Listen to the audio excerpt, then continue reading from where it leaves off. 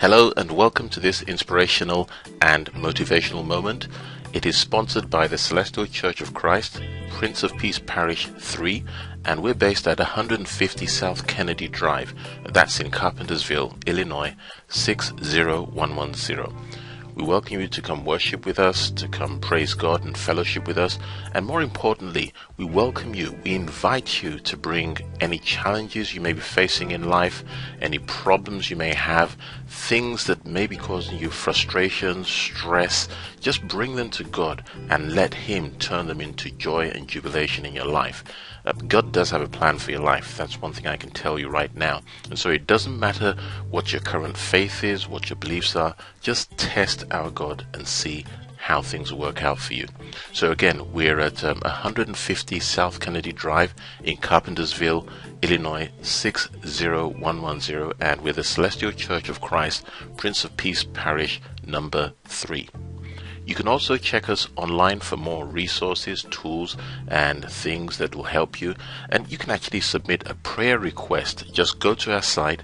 It's at cccprinceofpeace.com. That is cccprinceofpeace.com.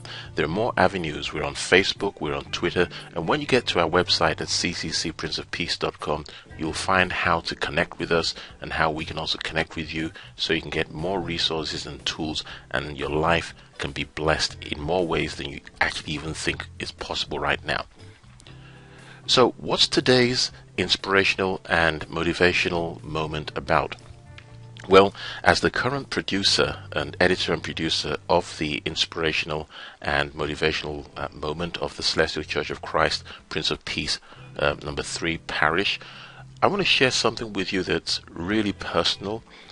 It happened recently, and it highlights what we're going to be covering today in this particular program, and it's to do with contribution. Now, when I mention the word contribution, what is the first thing that honestly comes to your mind? For some people, it's going to be about giving. For some people, it's going to be about giving money. For other people, it'll be about the thing that I'm going to discuss today.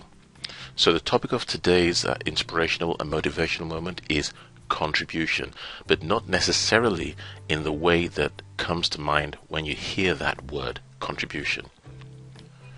Now, if there's one thing I know, it's this.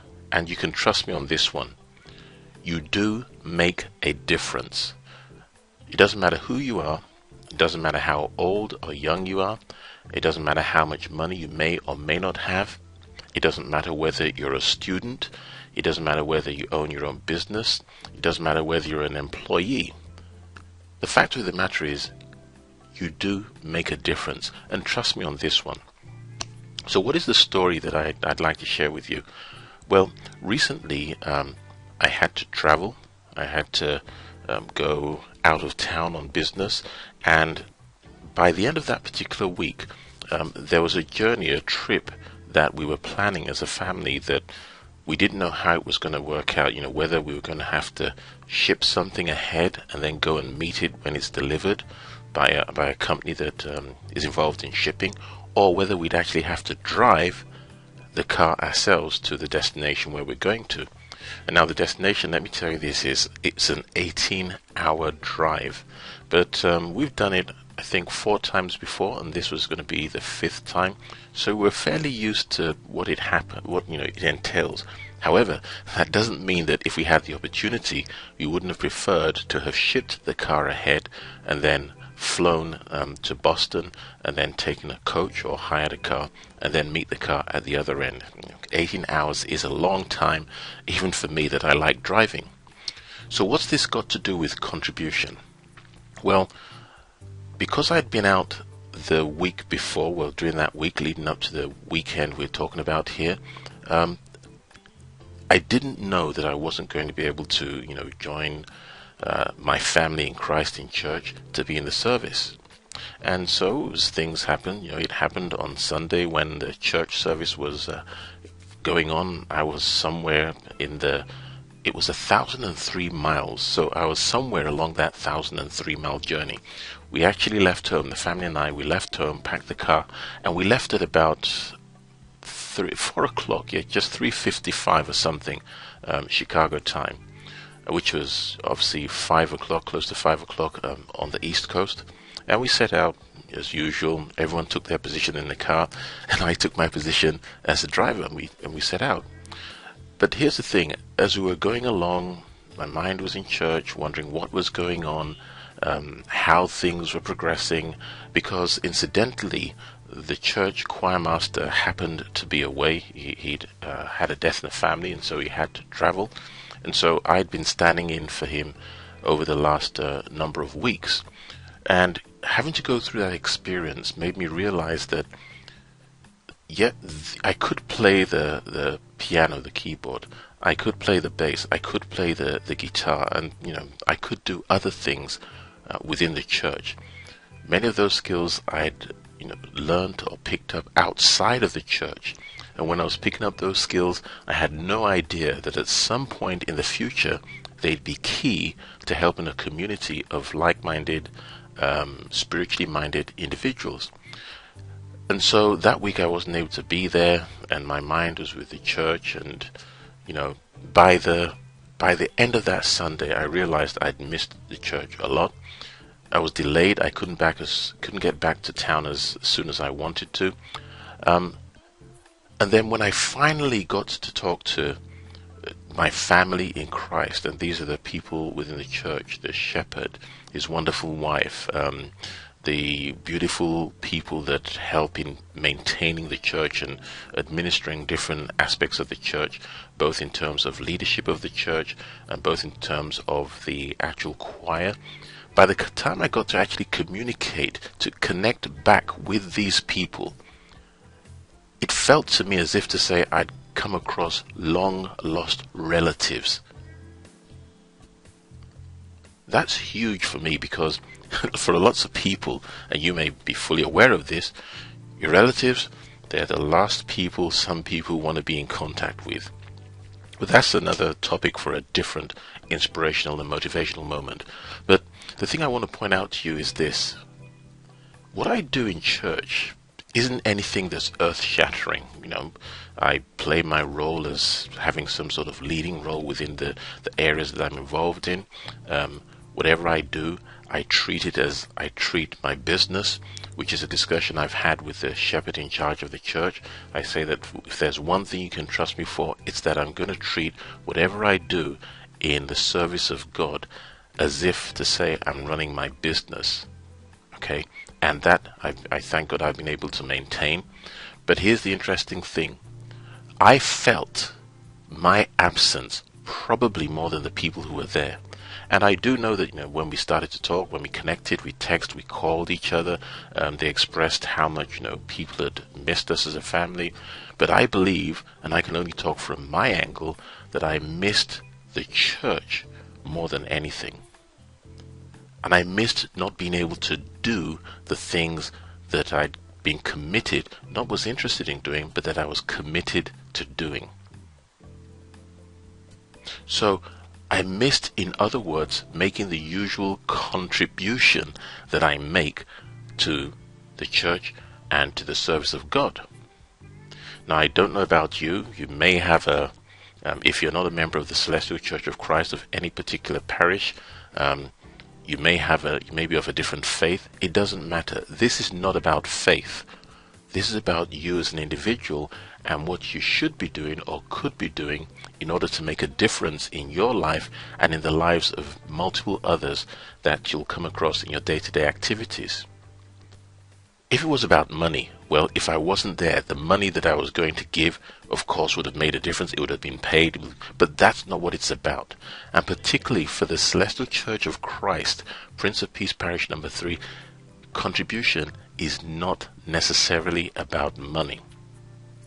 Now, I know this for sure, and I'm 100% confident that if you ask the shepherd in charge of the Celestial Church of Christ, Prince of Peace Parish number 3, he'll tell you exactly the same thing. In fact, if you ask anybody that's had a level of interaction with the church, they too will tell you that its contribution is not only about money. Now, don't get me wrong, your money is very welcome because it takes money to do a lot of things, okay? So, contribution from a monetary or financial aspect is important, but from where we're looking at it today, based on you, what you can do and what you should be doing, and the way that I felt it, it's not in terms of money. So if contribution isn't in terms of money, and I've just said to you that you do make a difference, what is it that I mean?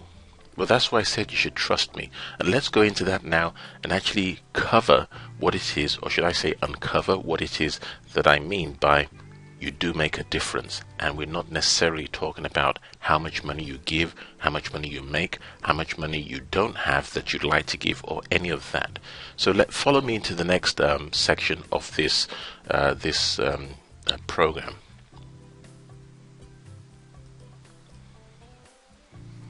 Here's what I need you to understand.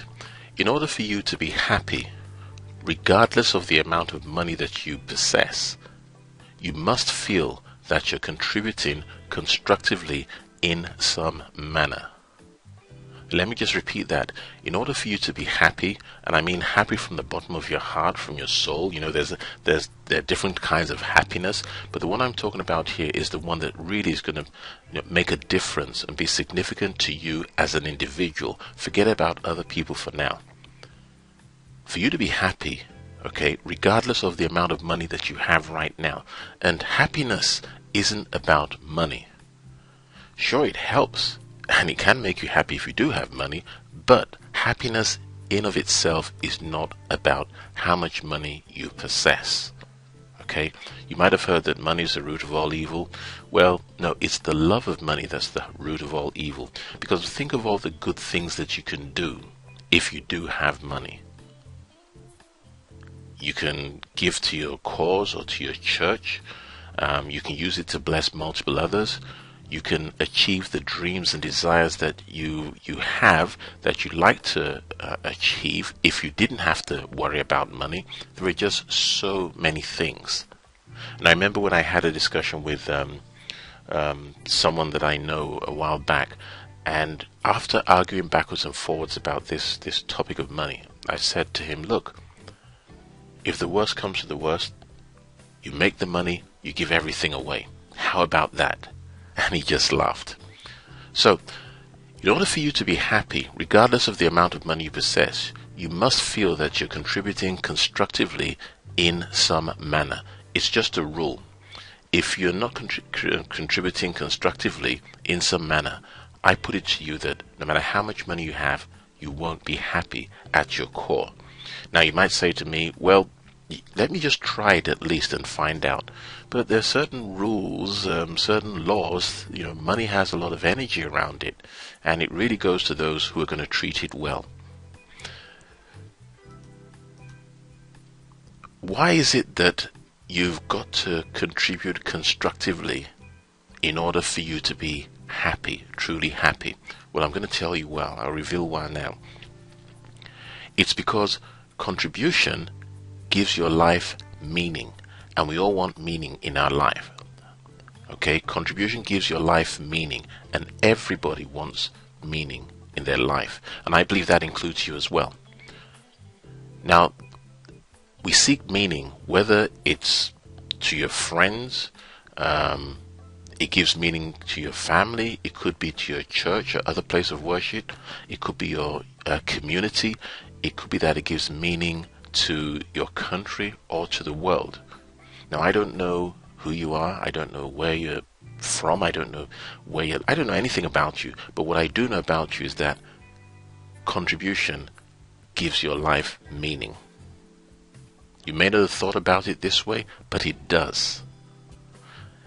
And it's up to you to find the best way to use your individuality, who you are at the core, to contribute to the lives of others. Going back to the story I shared with you earlier on in this program, the way that I use my individuality to contribute to the lives of others within the church is I do not wait for things to be started or led by someone else. I just don't do it. Now, it's not that I'm a superstar, but the reason is simple. It's the way that I run my business. It's the way that I run everything that matters to me. I bring my individuality. It's not about being 100% or being the best. It's about being you. That is what individuality is about. Bringing your individuality to contribute to the lives of others. When I've been in other communities, other churches, whether it's being a bassist, being a rhythm guitarist, being someone that has to stand in on the keyboard, or someone that just has to, contribute to the lives of others by showing them how to lead or how to behave within a group, within a church. That's been my individuality, and it's been my contribution to the lives of others. And I tell the story of there's the chap called Michael Alade. That's Michael Alade. You can check him up on YouTube or any other place. I'm proud to mention Michael's name because in the early days when he was still a very young kid, we call them young bucks, he wanted to learn how to play the bass, and the first thing I started him off with was, okay, every Sunday before the service starts, make sure the guitars are tuned. I showed him how to tune the bass, make sure all the wires are connected, and the guitar is in its stand. And that was about discipline, and that's something that I believe in. And that was my individuality contributing to the life of Michael. And where I'm going with this is that Michael he went on to study music in a college, in a university in Leeds in the UK. He's graduated and he's played for some of the biggest names that you can think of in the world of music today. I'm talking of very, very big names. Oh, and by the way, Michael's 10 times better than I am on the bass. But you see, that's not the point. The point is, I brought my individuality to contribute to the life of someone else. I didn't give him any money. He didn't pay me any money. But it was my individuality. And that's what you need to do. You need to bring... You've got to find a way. It's up to you. What are you good at? I remember in church also, one of the ladies in the choir, her name's Hannah. And Hannah, if you happen to listen to this, as they say, a big shout out to you. And I hope that, I believe you'll be sincerely blessed for the action you took that I'm about to describe. In our church, at the time of this recording, it was still fairly small, relatively small, and there weren't a lot of us, even in any group, there weren't that many people, so we had to make do with what we had, but people were dedicated. And one day, someone had come forward out of the blue, after church, when we were doing something in the choir, and just said he wanted to sing. And he sang, and he had a wonderful voice. Truly wonderful voice, and everyone was shocked, because we were all thinking, he's been in the congregation and never said that he could sing, he never indicated that he could sing. This is just wonderful. And it went by. But there was a day that we didn't have, literally I think it was Hannah and myself, and I'm not sure whom else. We were preparing for the Sunday service, which takes place, by the way, at 10 a.m. in case you want to join us, at 150 South Kennedy Drive in Carpentersville, Illinois 60110. You're free to join us and come grow with us. So we were preparing for the Sunday service, and Hannah just looked round and saw this chap, milling around as he normally does before the service starts, and she said to him, "Come over here, we need you here." And you should have seen the look of shock on his face. But he complied, he came through, and, through that, he's been using his individuality, if I could say it, to actually, contribute to the choir, which has a role, which is contributing to the lives of others. And so what Hannah did there, she showed leadership, okay? Hannah showed leadership on that day. She knew that it was up to her to find the best way to use her individuality to contribute to the lives of others. By inviting this gentleman to join the choir, she contributed to his life, because he has a calling in his life. I know that for sure. By getting him by showing leadership and making sure he became part of the group, together we're all contributing to the lives of those people who come to church, who need counseling, who come to praise God and give of whatever it is they have, whatever contribution they have. So you can see how this works out. So you have an innate need, you have a deep down buried desire that you may not know or you may not have been aware of until today. But now you know that you are obligated. It is the way you have been created. It is the way you've been since birth that you have to contribute constructively. If not, it's going to be hard for you to be happy, irrespective of how much money you do or don't have, whether you have a job or you don't have a job, whether you're young, you're old, whether you're male, you're female, whether you consider anything that you might be able to think of, any circumstance you might be able to think of. Why is this? It's because contribution matters. It gives your life meaning. It defines you and who you are. However, it's up to you to establish, to discover the best way to use your individuality, just like Hannah did. And just like, as I mentioned in this, the story about missing the Sunday service, how I felt about that. It's about using your individuality to contribute to the lives of others. And what happens is the more you do it, the more you feel spurred, the more you're encouraged and inspired to do more and more. But the downside, if you want to call it a downside, is that when you can't do it, you will know that you've not been able to express your individuality, and you will miss that opportunity, just like I missed the opportunity or I felt I missed the opportunity when I was away. You will feel that you've missed an opportunity to contribute to the lives of others, and then you'll get back as soon as possible to doing even greater things, which will bring you individual rewards, by the way. Although, let's be very clear, you shouldn't do things because you're seeking rewards. Do them because you want to contribute to the lives of others. So, in wrapping this up, let me just share with you the fact that, or the truth I should say, and also the fact that it's important for you to contribute a small percentage of your physical wealth in positive, constructive ways. But even more important than financial contributions are the contributions of your unique personality to the current state of the world around you. Now notice here I spoke about the importance of you contributing a small percentage or a large percentage if you're so inclined and you're able to challenge yourself to do that. I said a small percentage of your physical wealth. Notice that I didn't talk about money. I'm not saying that it's important for you to contribute a small percentage of your money. It is of your physical wealth in positive, constructive ways. In other words, do what Hannah did. Do what the chap that took up the challenge and he joined the choir. Do what he did. Okay? What they were doing were contributing their physical wealth and in positive and constructive ways.